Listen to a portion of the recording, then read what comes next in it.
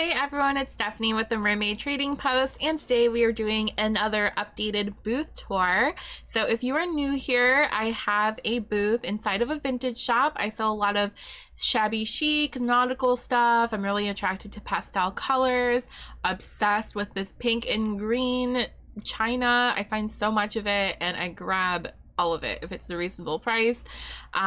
This is definitely a mix of more modern stuff and vintage items, as well as a few of my handcrafted things that I make, such as greeting cards, which you just saw, and hair clips and stickers. So I try to go in and change it up every so often. So far, I believe this is like the third major overhaul since I opened it a few months ago. So I believe we've only been open for a full 2 months now, and I will be doing a separate video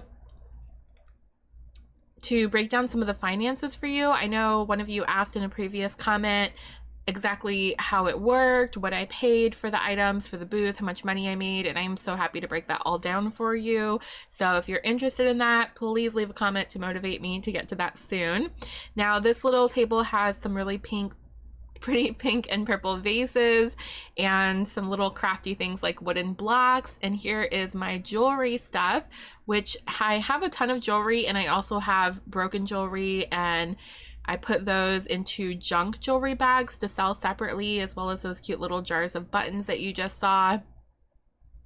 There is a lot of costume jewelry here. First, we're going to take a look at my salt and pepper shakers, which have surprisingly been selling pretty well. There's also a few mason jars here, and that big potted plant. It's not a potted plant, it's a fake plant. That ended up selling. We have this cute little staircase rack, shelf, and the butterfly paper holder, I suppose. But here's the jewelry. A lot of costume jewelry. There's also a few things that a friend of mine made. I was hoping the jewelry would do a bit better, but honestly, I've only moved a few small pieces here and there. None of my friends handmade stuff though. You can see she made that beautiful 3-piece set there, and all these gorgeous necklaces and bracelets made out of old spoons and forks. The rest is costume jewelry that I've just picked up here and there. Every time I see a good deal, like if someone has a giant table or box full of jewelry for $1 or $2, I try to negotiate and buy all of it. And that way I have tons of jewelry to work with when I'm crafting, because I do make boxes with broken jewelry. I make hair clips out of broken jewelry. I sometimes repurpose old jewelry into new jewelry. And then there are a few pieces that are sellable, resellable, of course. And so I have a ton of those. I've been trying to move them little by little, but you know, they're just not going quickly enough. So this might not be the right shop for jewelry, but we do have some other really cute things. Those beautiful ice cream sundae dishes. I did sell the spoon, just the scoop, but not the cups themselves. And down here we have a beautiful pitcher, an old maple syrup jar. Is that the right word? Yeah, I think so. Maple syrup dispenser. All of this is still here. The crystal. I might either have to lower the price on that or think about pulling it out. That was a set that belonged to my mother, so I wasn't really sure what it was worth. I couldn't really find it anywhere, and maybe $50 is just a bit high. We have some cute little hat boxes and a matching little tin over there. Old sewing boxes and my little owl light. He's missing one of his bulbs, but he's really, really cute. The sewing boxes are from the 70s, I believe. They're actually pretty decently priced, I think, for what they were worth. I think I paid like $4 or $5 for them and priced them around $20. We also have this really cute set of well, okay, I try to make this whole booth here look like country, because the rest of the aesthetic is very mermaid, nautical, or super shabby chic. I guess this still falls under the shabby chic category, but I definitely had a lot of kitchenware and country themed items, so I put them all on this bookshelf so they could be together. We have these cute little mugs and a big tray. I think that tray might have sold. There's also a teapot, and then these crock pots, aka mini bean pots. Super adorable. Not my normal aesthetic, but I got a good deal on them. You could check out one of my previous haul videos where I discuss it a bit more.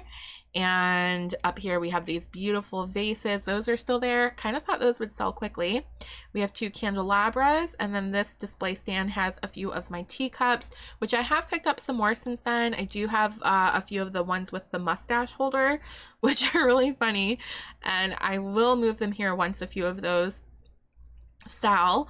There's a sake set and this bird cage right here recently sold, as well as these little light blue teacups. I don't even know if they're technically for tea. They're very tiny. They might be technically for coffee, like for shots of coffee. Is that right? I don't drink coffee. I don't know. We have a cute little jewelry box here, and then all of my nautical stuff sits on this reclaimed wood table that I got. We have the dolphin plate, lots of picture frames, which sadly aren't moving. I need to really stop buying picture frames. We have a little napkin holder with a starfish, which is adorable.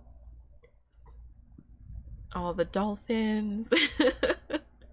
A cute little wooden fish wall hanging. I was hoping more of this would sell, but maybe it's just not the right market for it.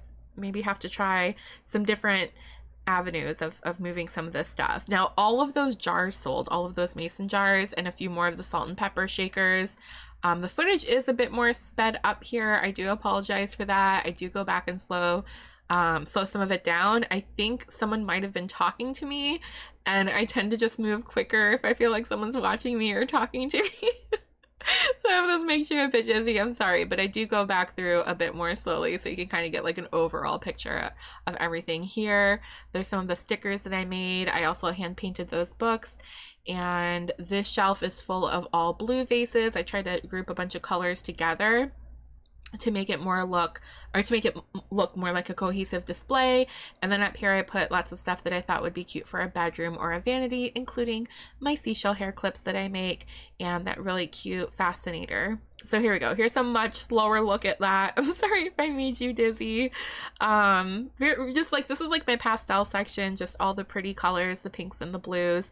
You saw on the other side, it was a bit more of like the country theme stuff. And this is what I would consider maybe more of the, I don't know, shabby chic, really girly, I don't know. This is like my favorite stuff right here. There's some of the stickers that I have that were made for me for my branding. We've got a little seahorse and merkitty and jellyfish. Those are just not moving. I guess it's just not right for a vintage shop. I'll probably end up bringing those home. And a few different unicorns and carousels and things like that. So I hope you enjoyed this quick little booth tour, little booth update to see. I definitely did a major rehaul since the last time. And if you want more videos like this, you also want to see my shopping hauls, make sure to subscribe. Also comment below, let me know what you think of the new booth. And don't forget to like this video because it helps tell YouTube that you enjoyed this content and will help push it out to other people who also enjoy all of these videos with the vintage booth and the thrift store finds and the garage sale shopping, all of that. If you're into that, please help me out with the comments, the likes, and the subscription. And I will see you guys next time. I hope you have a wonderful, wonderful day. Bye!